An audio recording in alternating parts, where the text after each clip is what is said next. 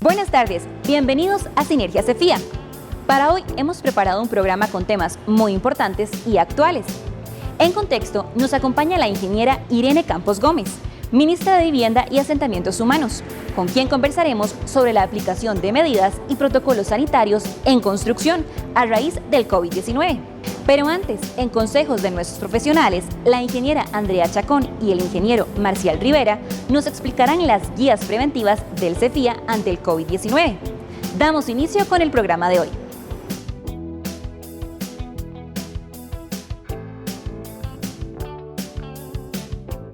El coronavirus ha venido a cambiar la forma en que nos desempeñamos día a día.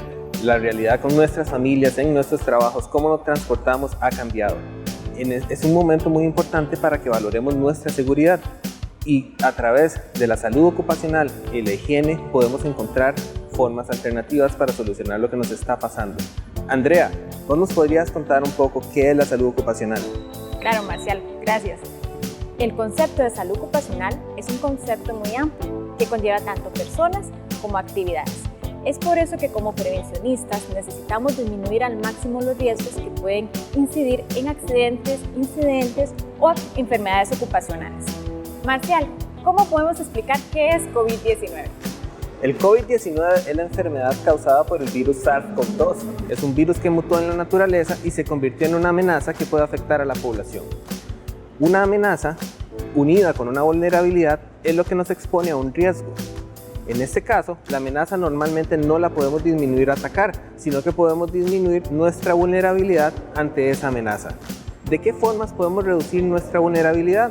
Por ejemplo, a través de técnicas o medidas que pueden hacer que estemos menos expuestos a ese virus. El Colegio Federado de Ingenieros y Arquitectos ha trabajado algunas guías y recomendaciones que buscan esa reducción de exposición para que todos nuestros trabajos que realizamos se puedan seguir dando sin que pongamos en riesgo nuestra producción y la vida de nuestros trabajadores. Bueno, Marcial, ahora sí, vamos a la práctica. Al llegar a una construcción debemos detenernos, esperar indicaciones, nos tomarán la temperatura y una vez que nos tomen la temperatura y con el visto bueno, podremos continuar. Recordemos que debemos mantener el distanciamiento en todas nuestras labores en construcción. Si no es posible mantener los 2 metros de distancia entre una persona y otra, podemos reforzar el equipo de protección personal. Si usted ha estado fuera del país en los últimos 14 días, presenta síntomas de gripe o resfrío, o ha perdido el sentido del gusto o del olfato, repórtelo con su superior y diríjase al centro de salud que le corresponda para que sea valorado. Hemos visto algunas medidas que podemos implementar en nuestra construcción que buscan proteger a nuestros trabajadores. En nuestro segundo bloque vamos a continuar con las guías de construcción en el área de inspección y oficinas de ingeniería y arquitectura.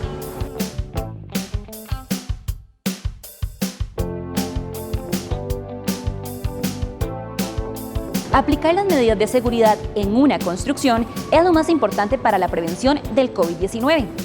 Al finalizar la entrevista de En Contexto, los esperamos con la segunda parte de estos consejos.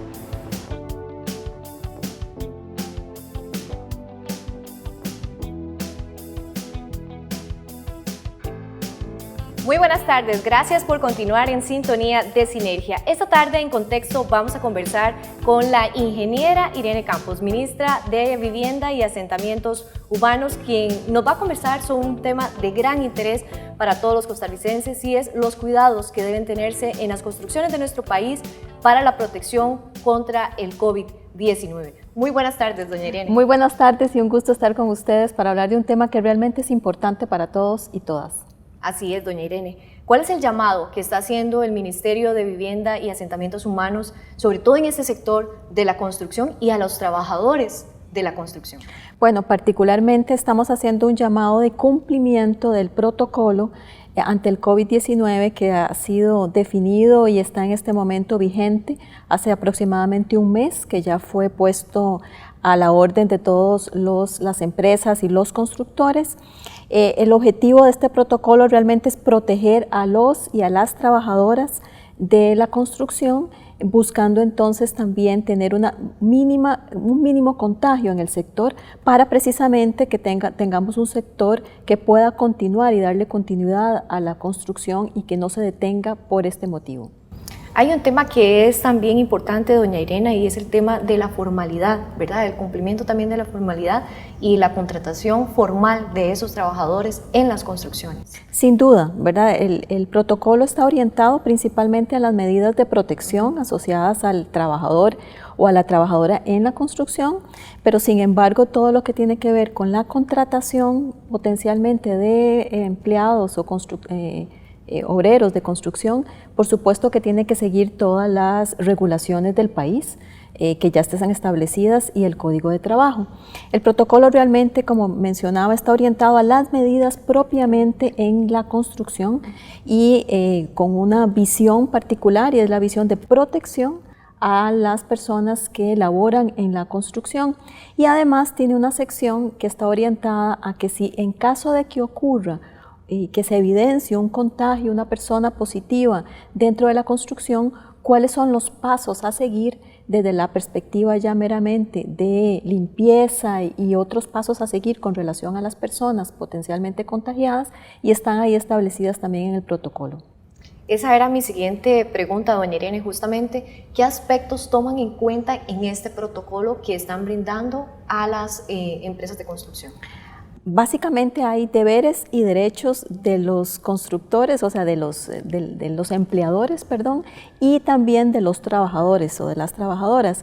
En este caso en particular se definen las medidas básicas que hemos escuchado mucho por el ministro de Salud, orientadas al distanciamiento físico, por ejemplo, orientadas a la utilización, si no se puede tener este distanciamiento físico porque en los procesos constructivos en muchos casos no es viable, entonces deben de usar un equipo de protección en la cara, orientada también al lavado de manos constante, al ingreso de la construcción deben lavarse las manos, cada vez que tienen que hacer una actividad diferente tienen que lavarse las manos, a la desinfección de equipos, de maquinaria, a la desinfección en los bancos de trabajo, a todo lo que tiene que ver la protección de la cara en caso de que no puedan estar a 1.8 metros de distancia uno del otro. En los comedores, por ejemplo, a la hora del almuerzo deben de estar separados también, y en caso de que no se pueda por el tamaño del comedor, hacerlo por grupos, o en caso inclusive de que por grupos sea complicado, yo he visto también algunas empresas constructoras que han colocado mamparas, entonces los trabajadores toman su alimentación casi como en cubículos. Claro. Para tratar de separarlos uno del otro, o sea, no hay nada escrito, lo que está definido es el distanciamiento que debe de haber entre un trabajador y otro. Hay algunas empresas constructoras que les dan transporte a los trabajadores, entonces la idea es también que en el transporte tengan el distanciamiento físico adecuado. Entonces está orientado a lo que es la limpieza, la desinfección también de todas las áreas que los trabajadores usualmente tocan más. Eventualmente también orientar el trabajo de los trabajadores en cuadrillas, de forma tal que tengan un menor contacto una cuadrilla con la otra, y en caso de que haya algún contagio, entonces tratar de aislar a la cuadrilla y no necesariamente a todos los trabajadores. Entonces cuando se pueda que tengan ese esquema de trabajo. También que tengan un inventario, un censo de los trabajadores o de las trabajadoras que tengan riesgos de salud, para ver cuáles medidas especiales se deberían de tomar con estos trabajadores que tienen riesgos de salud asociados, por ejemplo, a hipertensión, diabetes, problemas cardíacos, ¿verdad? Lo que se conoce que son los riesgos que se acentúan con el COVID-19. Para que también con estos trabajadores se tengan algunas precauciones extra en caso de que esto sea así. Siempre llevar un control muy estricto a la entrada de sus condiciones de salud en el momento en que ingresan. Por ejemplo, también se le da la posibilidad a la empresa constructora que en caso de que lo quiera hacer, pueda hacer contacto con laboratorios privados para que le hagan pruebas a sus trabajadores si tuviese alguna duda. Ya eso sucedió con una empresa en particular que tiene un subcontratista que está ese subcontratista también está en otra construcción que salió COVID positivo, otra persona en otra construcción. Cuando hace traslado de empleados para realizar las tareas en la otra construcción, de forma inmediata se hace la empresa constructora hace las pruebas de COVID y resulta que uno de ellos venía con COVID, entonces lo previenen antes inclusive de entrar a la construcción. Entonces ese tipo de medidas están establecidas en el protocolo y en caso de que salga positivo, hay todas unas medidas relacionadas con la limpieza, la desinfección, la búsqueda de todos los contactos que haya tenido en la construcción, por supuesto, la búsqueda de todos los contactos que haya tenido en la construcción la persona que salió COVID positivo, todas las medidas de desinfección alrededor de la construcción. De hecho, se cierra la construcción hasta tanto no esté todo desinfectado. El Ministerio de Salud tiene que revisar, aprobar y finalmente, si todo está bien, ellos podrían reiniciar la labor.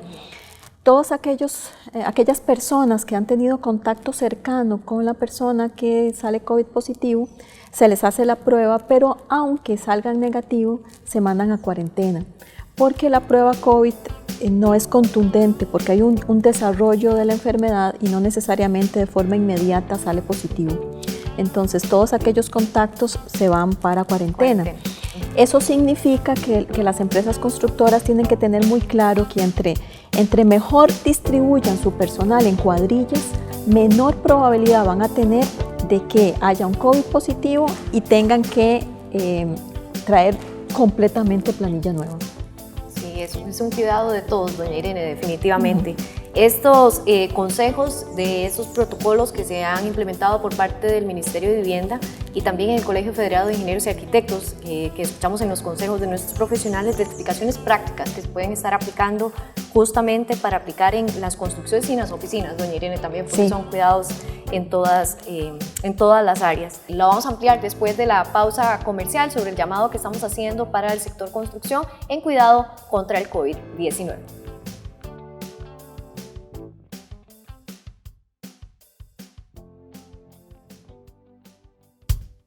¿Sabías que? El CEFIA es una organización de la sociedad civil creada por Ley de la República en 1903 y sus fines primordiales son regular y controlar el ejercicio de las ingenierías y de la arquitectura en Costa Rica, el desarrollo profesional sostenible y la responsabilidad social comunitaria. Les invitamos a conocer el Colegio Federado de Ingenieros y de Arquitectos de Costa Rica. El mundo no está pasando por su mejor momento, pero eso ya lo sabes. No te gusta, ¿verdad? Salí a cambiarlo. Salí a salvar vidas. O a conectarlas. Salí a pelear por una buena causa.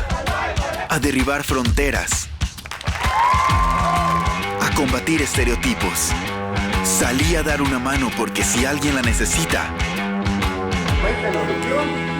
vas a aprender a darla. Salí a ser parte de algo. Y mejor aún si es algo que vos mismo creaste. Salí a enseñar, a formar un mejor futuro y de paso, definís el tuyo. Matriculá en la Universidad Latina de Costa Rica y salí a cambiar el mundo.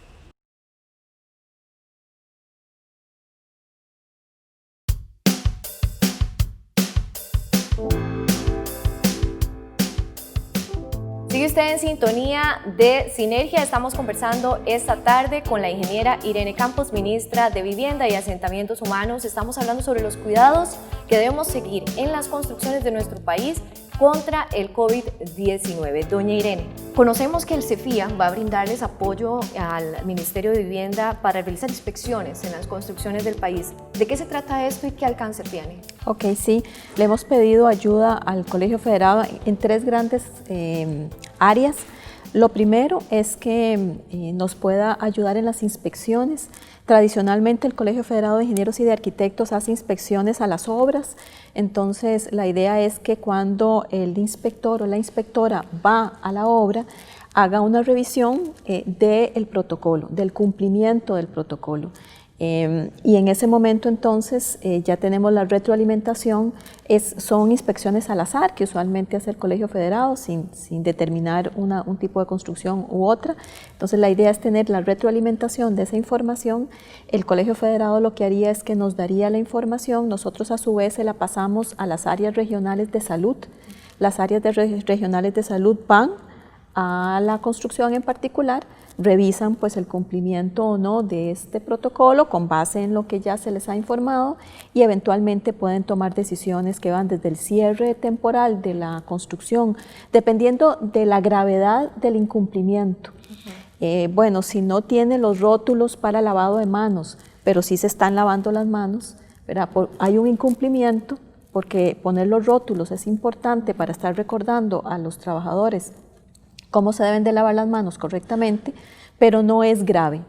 Entonces, dependiendo de la gravedad del incumplimiento, entonces así podría haber un cierre sanitario o una prevención. Pero esa decisión realmente la toma el inspector del Ministerio de Salud, ¿verdad? Nosotros ya les preparamos al Ministerio de Salud el documento que ellos revisarían. Ya ellos también, con base en nuestras medidas, determinaron cuáles son leves, graves o moderadas, ¿verdad?, los incumplimientos, y con base en eso tomarían la decisión. Pero sí es un tema serio, desde el punto de vista de que si no se está cumpliendo con estos protocolos, puede haber contagio, que a su vez contagie a familiares y así sucesivamente. Entonces es importante el cumplimiento del protocolo, es para la salud, realmente es para los trabajadores, para resguardar su salud, y entonces sí es importante su cumplimiento. Entonces esa es una labor que el Colegio Federado nos va a ayudar. La otra labor que el Colegio Federado nos va a ayudar es en capacitación del protocolo para todo lo que tiene, para todos los profesionales en ingeniería y arquitectura. No es un protocolo complicado para nada, ¿verdad? Es bastante sencillo, pero aún así creemos que los profesionales en ingeniería y arquitectura necesitan capacitación y conocimiento del protocolo en sí mismo y de los pasos a seguir, ¿verdad? Y el otro elemento que nos va a ayudar el Colegio Federado es en instruir a los profesionales en ingeniería y arquitectura a que documenten en la bitácora digital el cumplimiento del protocolo. Okay. Doña Irene, ya casi se nos va acabando el tiempo de esta sección en contexto y me gustaría tal vez un mensaje final que nos puedan brindar desde el Ministerio de Vivienda y un llamado sobre todo a esas personas que están trabajando en esas construcciones, ¿verdad? También para generar un poco de conciencia en ellos. Yo creo que el mensaje final es que esto es una lucha de todos y de todas. En este caso, en el sector construcción, tanto de los empleadores como de los mismos trabajadores. El mismo protocolo establece deberes de ambas partes y básicamente es el cuidado personal, ¿verdad? El cumplimiento del lavado de manos, el cumplimiento del distanciamiento físico, el cumplimiento de no tocarse la cara cuando estoy en áreas públicas, el cumplimiento de eventualmente utilizar un medio de protección en la cara si es que estoy definitivamente muy cerca y no puedo cumplir con ese distanciamiento físico, y el cumplimiento de la desinfección, principalmente de los herramientas y demás que tienen más contacto con las personas. Creo que básicamente ese es el llamado a que todos y todas tenemos que tener conciencia de que esto es un tema grave, que pueden haber personas que mueran, personas muy queridas nuestras, y por lo tanto pues es nuestro deber procurar el cumplimiento de estas medidas que el Ministerio de Salud ha establecido. Doña Irene, muchas gracias de verdad por habernos acompañado en Sinergia. Con gusto, muchas gracias a ustedes. Igualmente, ahora les invitamos para que continúen más con los consejos de nuestros profesionales.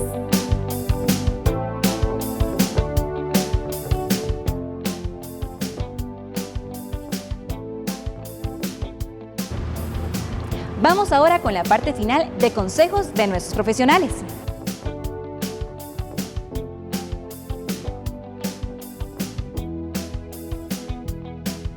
Continuamos con más medidas preventivas que podemos encontrar en las guías desarrolladas por el Colegio Federado de Ingenieros y de Arquitectos.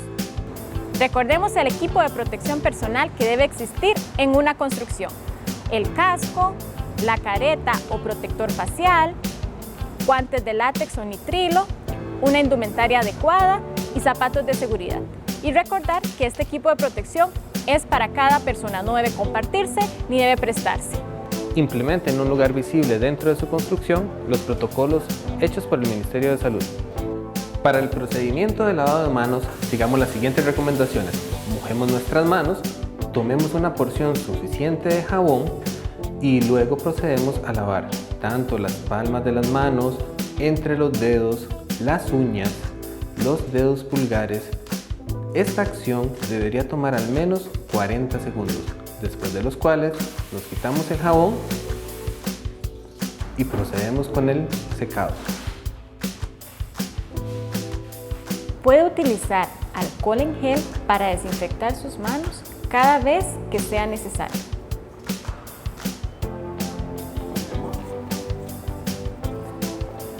Recordemos que cuando estamos trabajando en las cuadrillas, tratar de disminuir al máximo la rotación.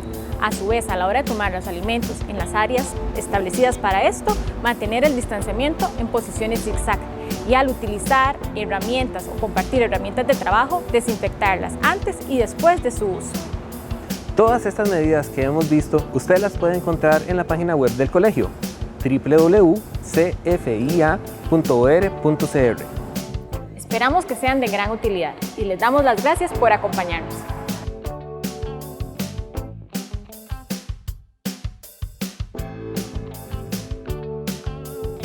Vamos a un corte comercial y al regresar contestamos sus preguntas.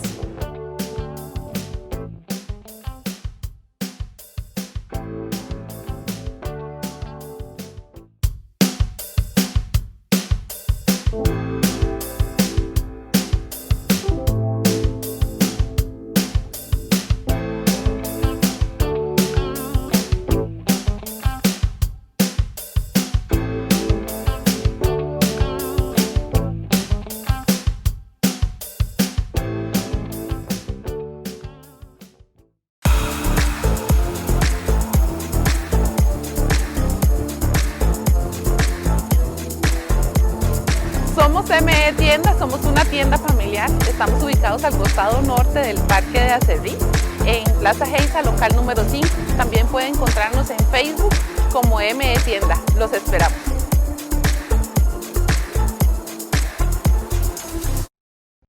Si querés cambiar el mundo, prepárate para hacerlo. Matriculá en la Universidad Latina de Costa Rica.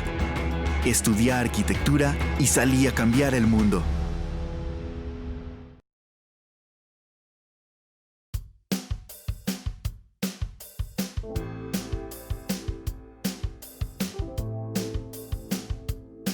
Recuerde que puede escribirnos sus consultas al correo sinergia@cefia.cr y nosotros contestamos sus preguntas.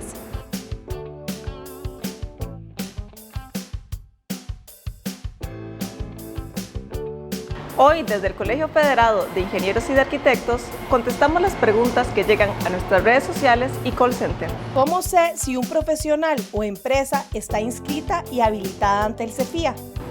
Muchas veces nos consultan cómo saber si un profesional o una empresa es parte de este Colegio Federado. Esta información usted la puede consultar en nuestro sitio web. Solo debe ubicar la sección que se llama Nuestras plataformas e ingresar en la pestaña que se llama Membresía. Aquí ubicará un icono que se llama Listado de profesionales y empresas y podrá hacer la búsqueda, entre otros, por el nombre, por el número de cédula o por el número de carnet. ¿Dónde puedo encontrar la lista de profesionales del CEFIA con sus especialidades?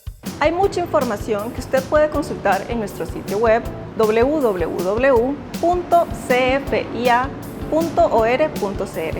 entre ellas la lista de profesionales con sus especialidades. ¿Cuánto debería cobrarme un profesional de ingeniería o de arquitectura para diseñar el plano de mi casa? Para diseñar el plano de su casa, un profesional en ingeniería y arquitectura le debe cobrar el 5.5% del valor estimado de la vivienda. Diseñar el plano de su casa se conoce como la primera fase o primera etapa del proyecto, que incluye los estudios preliminares, el anteproyecto, los planos y las especificaciones técnicas. Este valor del 5.5% se define como el honorario mínimo y usted lo puede consultar en nuestro sitio web en la sección de leyes y reglamentos. La bitácora del profesional ahora es digital. ¿Qué pasa con los profesionales que aún tienen físicas? ¿Pueden utilizarlas? Si una empresa o un profesional aún tiene registradas bitácoras físicas, las puede utilizar hasta el 31 de diciembre de este año 2020. Si para esta fecha el proyecto aún no ha finalizado, debe adquirir una bitácora digital y continuar con esta. Si voy a realizar una remodelación en mi casa, ¿debo contratar un profesional de ingeniería o de arquitectura? Si usted va a realizar una remodelación en su casa, por ejemplo, hacer un dormitorio adicional, construir un segundo nivel o modificar el sistema eléctrico, sí debe contratar a un profesional en ingeniería y arquitectura. A nivel general, la regla es que si usted modifica o interviene el sistema estructural, el sistema eléctrico, el sistema mecánico, o amplía el área o cambia el área, debe contratar a un profesional en ingeniería y arquitectura. Sin embargo, hay una lista de obras que se consideran de reparación menor que usted puede realizar, por ejemplo, cambiar la cubierta del techo, reparaciones en aceras, reparaciones en repellos, que usted puede ejecutar sin un profesional. Esta lista usted la puede consultar en nuestro sitio web en la sección de leyes y reglamentos. Esperamos haber aclarado sus consultas y recuerde, asesórese con un profesional en ingeniería y arquitectura.